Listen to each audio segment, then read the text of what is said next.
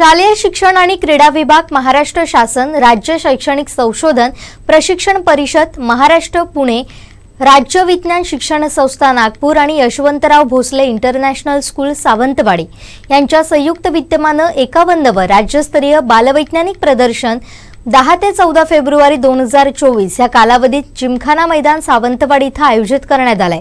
या भव्य सोहळ्याची अंतिम तयारी करण्यात आली आहे। राज्यभरातील निवडक अशा तब्बल 500 वैज्ञानिक प्रतिकृती या बालवैज्ञानिक प्रदर्शनात पाहायला मिळणार आहे। शालेय शिक्षण मंत्री दीपक केसरकर यांच्या होम ग्राउंडवर हा भव्य सोहळा होत असल्याने त्यांनी आज जातीनिहाय लक्ष घातलंय।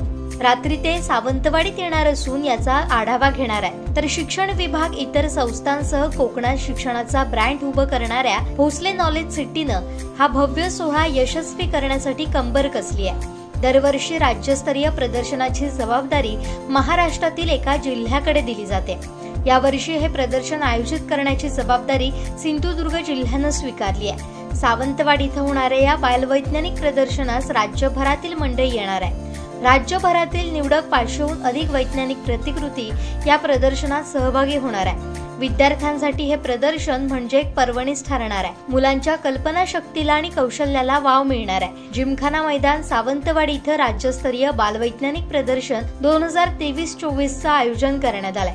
हे प्रदर्शन सर्व लोकांसाठी खुले राहणार आहे। जवळपास 500 स्टॉल, सभा मंडप या ठिकाणी उभारण्यात आलाय। जेवण, प्रसाधन गृहासह आपत्ती व्यवस्थापनाची चोख व्यवस्था करण्यात आली आहे। सर्व विद्यार्थी, शिक्षक, पालक, विज्ञानप्रेमींनी मोठ्या संख्येने या प्रदर्शनास भेट द्यावी असं आवाहन शिक्षणाधिकारी प्रदीप कुमार कुडाळकर, भोसले नॉलेज सिटीचे कार्याध्यक्ष अच्युत सावंत भोसले यांचं शालेय शिक्षण मंत्री दीपक केसरकर यांच्या कार्यालयाकडून करण्यात आलंय।